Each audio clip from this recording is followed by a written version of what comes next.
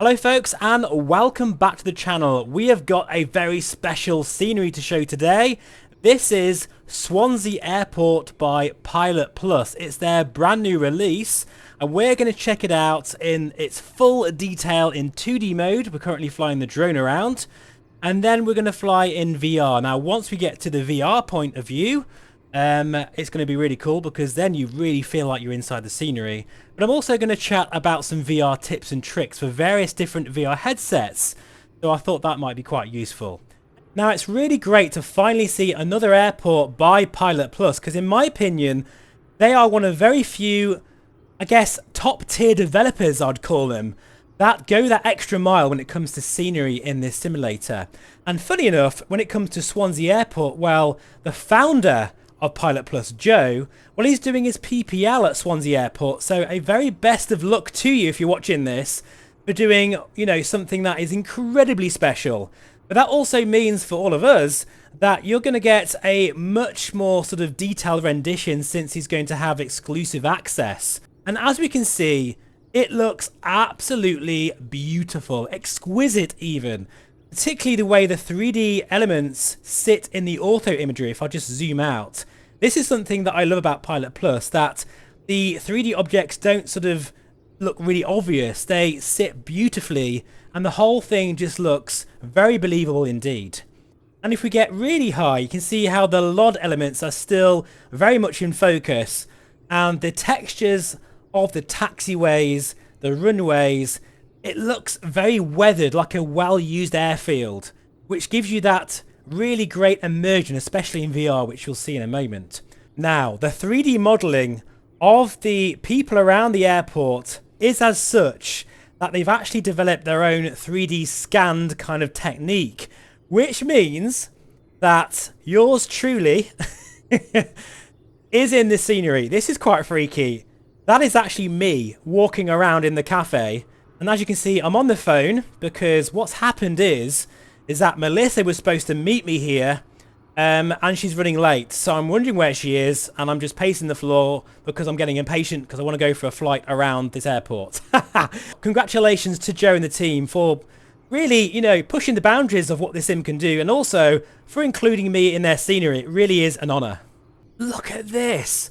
This is when you have exclusive access. This is the kind of level of detail and all the signs are very sharp. Even if you get really close. You know what? I've actually done a tandem skydive at Simpson Aerodrome when I was 18. And it was one of the most amazing things I've ever done in my life. I'd highly recommend it. But again, as we pan around, look at this. It just looks absolutely beautiful. As you would expect from Pilot Plus. I'm so glad that we've got some incredible talent in the space, you know, especially working on UK airfields. And as you can see, it's great to see because what's one thing I've kind of moaned about recently is I really want to see more moving people around. And they do look really, really good here. Wow.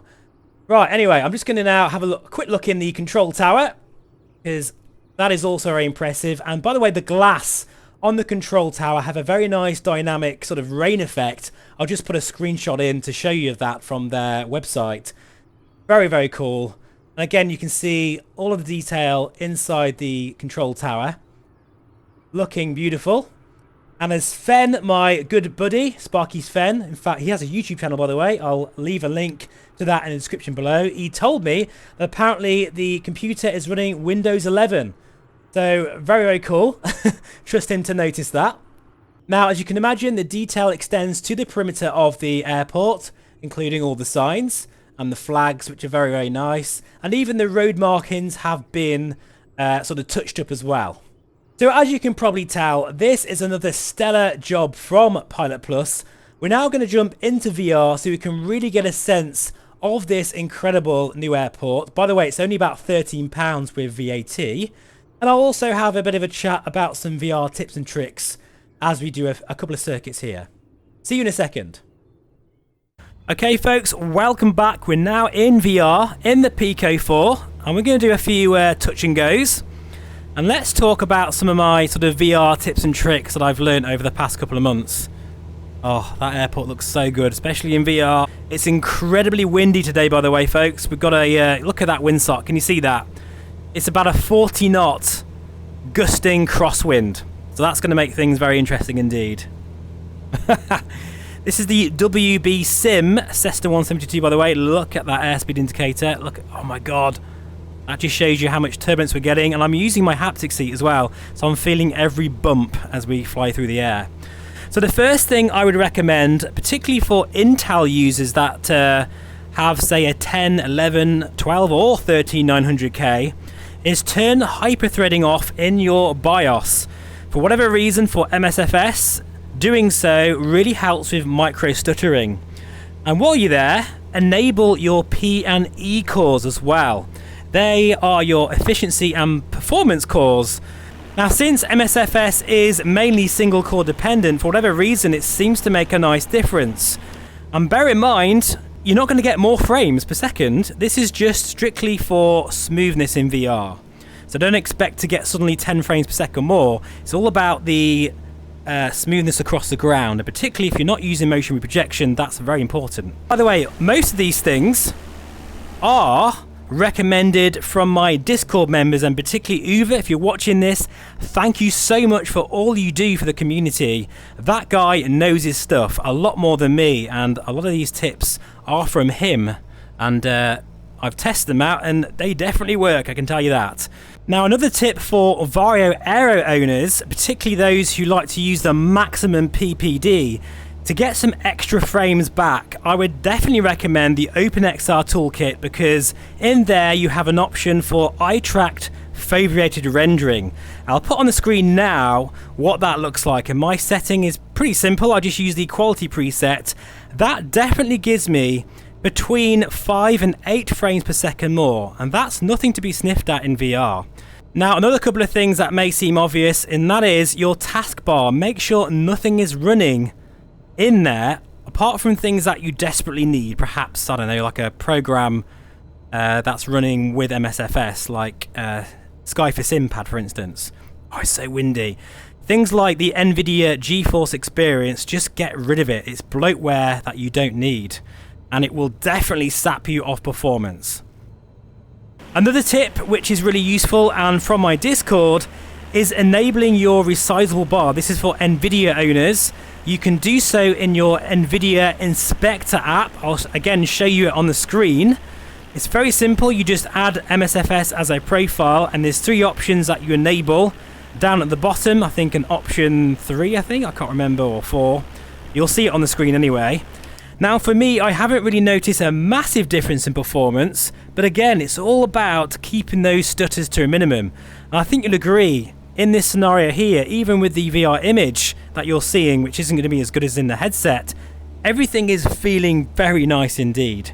Now, for Pico 4 owners that are using, for lack of a better word, AirLink, I would recommend making sure that your router is very close by. Mine is actually on my desk, and that is why I'm getting pretty decent performance here. Also, definitely use virtual desktop on godlike mode if you've got a 4090.